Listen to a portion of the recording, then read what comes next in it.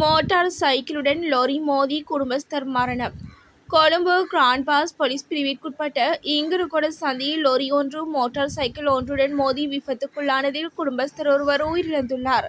நேற்று இடம்பெற்ற விபத்தில் மோட்டார் சைக்கிள் ஓட்டுநர் பலத்த காயமடைந்து கொழும்பு தேசிய வைத்தியசாலையில் அனுமதிக்கப்பட்டு சிகிச்சை பெற்று வந்த நிலையில் உயிரிழந்துள்ளார். உயிரிழந்தவர் கொத்தட்டுவ பகுதியைச் சேர்ந்த 56 வயதுடையவர் என்று போலீசார் தெரிவித்துள்ளனர். கோழி லொரி காட்டு யானை மீது மோதி விபத்து. கோழிகளை ஏற்றிச் சென்ற லொரி ஒன்று காட்டு யானை மீது மோதி விபத்துக்குள்ளாகியுள்ளதாக தம்புள்ளை போலீசார் தெரிவித்தனர். தம்புள்ளை பக்கமுன பிரதான வீதியில் ரிதியல்ல வனப்பகுதியில் இன்று அதிகாலை இந்த விபத்து இடம்பெற்றுள்ளதாக போலீசார் தெரிவித்தனர்.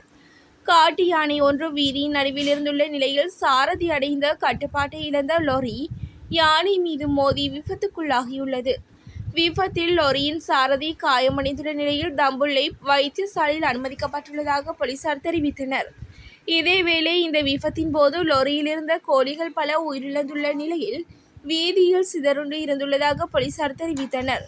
விபத்து தொடர்பில் தம்புள்ளை போலீசார் விசாரணைகளை மேற்கொண்டு வருகின்றனர். நவம்பர் 15 முதல் நடைமுறைக்கு வரவுள்ள புதிய திட்டம். மேம்பட்ட பாதுகாப்பு அம்சங்களுடன் புதிய இலக்க தகடுகளை வெளியிடுவதற்கான திட்டங்கள் நடைபெற்று வருவதாக போக்குவரத்து அமைச்சர் பிமல் ரத்நாயக்க தெரிவித்துள்ளார். இன்று நாடாளுமன்றத்தில் எதிர்க்கட்சி நாடாளுமன்ற உறுப்பினர் முஜிபுர் ரஹ்மான் எழுப்பிய கேள்விக்கு பதிலளிக்கும் போதே அமைச்சர் பிமல் ரத்நாயக்க இந்த கருத்துக்களை வெளியிட்டுள்ளார்.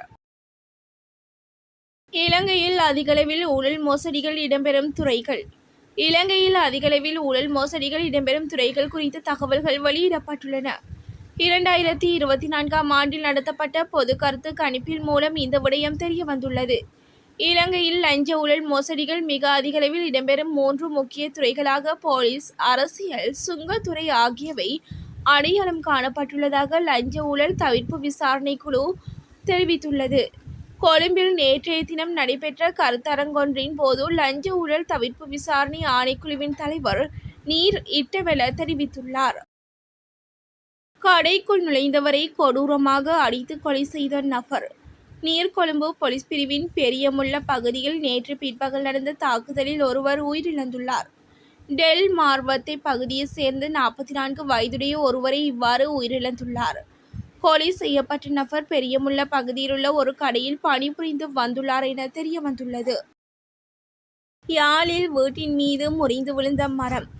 யாழ்ப்பாணம் குப்பிலான் பகுதியில் நேற்று வீசிய பலத்த காற்று காரணமாக பனைமரம் ஒன்று வீட்டுக்கு மேல் முறிந்து விழுந்துள்ளது. இந்த அனர்த்தத்தினால் குறித்த வீடானது பாரிய சேதங்களுக்கு உள்ளாகியுள்ளதாக தெரிவிக்கப்படுகிறது.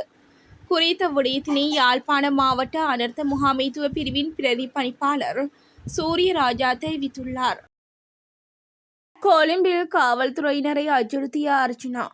கடமையிலிருந்த காவல்துறை அதிகாரியை அச்சுறுத்தியதாக கூறப்படும் குற்றச்சாட்டு தொடர்பில் நாடாளுமன்ற உறுப்பினர் ராமநாதன் அர்ச்சுனாவுக்கு எதிராக கோட்டை நீதவான் நீதிமன்றம் உத்தரவு ஒன்றை பிறப்பித்துள்ளது.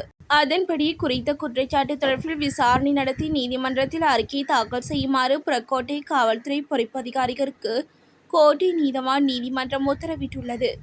குறித்த உத்தரவை கோட்டை நீதவான் இசிறி நெத்திக்குமாரகே நேற்று பிறப்பித்துள்ளார்.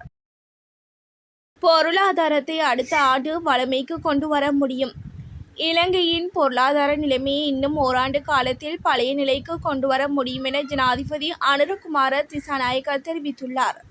கடந்த 2019ஆம் ஆண்டுக்கு முன்னிருந்த பொருளாதார நிலையை மீண்டும் கொண்டு வர முடியும் என அவர் நம்பிக்கை வெளியிட்டுள்ளார்.